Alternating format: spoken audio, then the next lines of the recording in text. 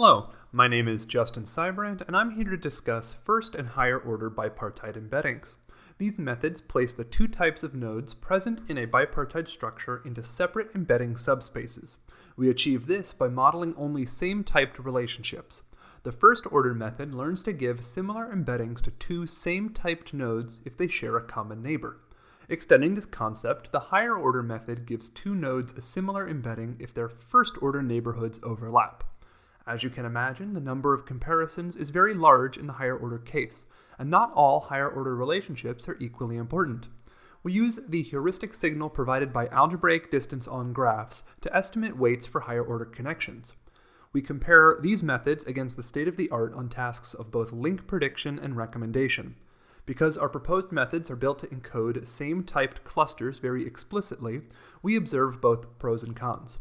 Our method performs similarly to the baseline in terms of link prediction, only surpassing the baseline on a few graphs. However, we find that in recommendation, where same-type clusters are often more relevant, we see significantly improved performance.